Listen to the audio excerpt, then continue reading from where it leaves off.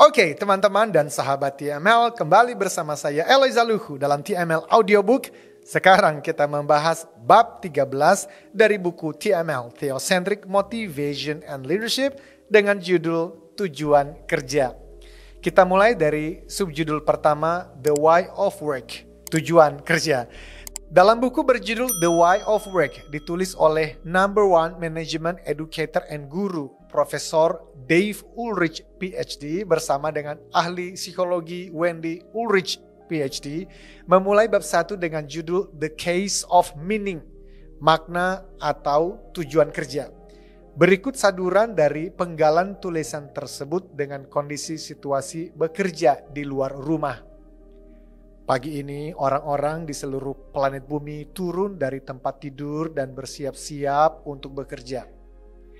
Beberapa keluar rumah saat masih subuh sebelum fajar menyingsing dengan menggunakan mobil mewah, memasuki kantor bertingkat dengan komputer berteknologi tinggi dan pelanggan dari komunitas elit papan atas.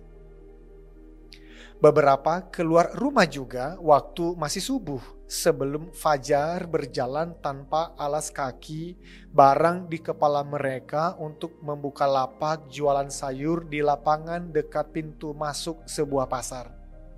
Beberapa berpikir keras dan merenung bagaimana menciptakan karya seni, produk baru, atau memecahkan masalah disrupsi yang terus-menerus menantang kreativitas mereka.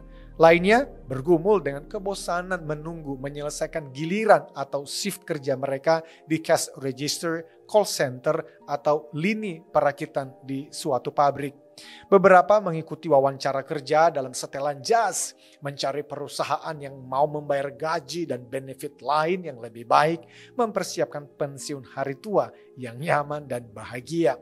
Beberapa mengenakan jeans compang-camping, berjalan keliling di sudut-sudut jalan, mencari seseorang yang mau menyewa otot mereka untuk setidaknya 1 hari ini. Beberapa orang pada masing-masing kategori dan banyak kategori lain telah menemukan makna dan tujuan dalam pekerjaannya, sehingga mereka pun begitu mensyukuri dan menikmati pekerjaan tersebut. Bagi mereka, work is play, atau kerja itu adalah bermain. Sebaliknya, lebih banyak lagi yang lelah dalam kebosanan, frustrasi, dan putus asa. Yang mana diri saya? Yang mana diri Anda? Yang manakah anggota tim kita? Berapa persen dari mereka yang betul-betul bersyukur dan menikmati pekerjaannya? Berapa persen yang bekerja dalam perasaan frustrasi? Karena itu kepada setiap pemimpin, kedua penulis tadi berpesan, sebelum Anda bertanya, mengapa sih orang-orang dalam tim saya tidak bekerja lebih keras? Terlebih dahulu, tanyakan dan jawab pertanyaan ini. Mengapa sih orang-orang dalam tim saya bekerja? Karena alasan atau tujuan seseorang bekerja menentukan tingkat produktivitas dan kinerjanya. Teman-teman, alasan mereka menulis buku ini adalah karena mereka meyakini bahwa sikap karyawan merupakan indikator utama dari sikap pelanggan.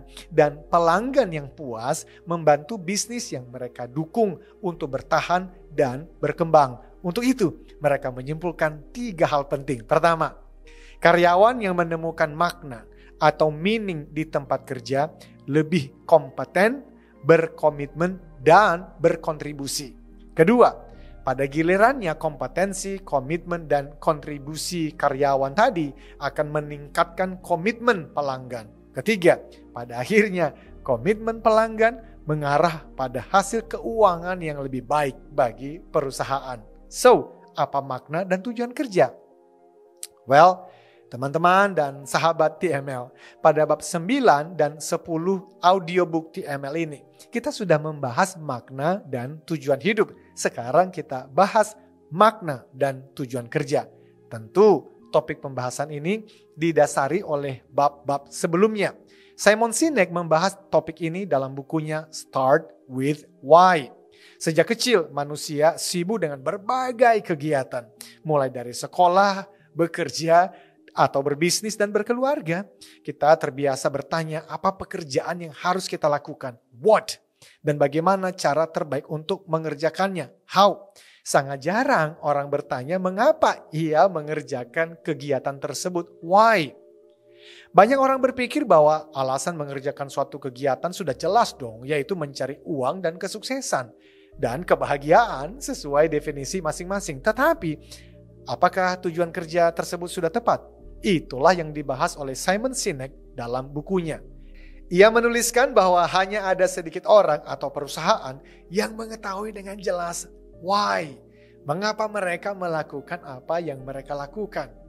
Why yang dimaksud bukan merupakan tentang membuat sebuah perusahaan memperoleh keuntungan dari apa yang dilakukan. Keuntungan adalah hasil.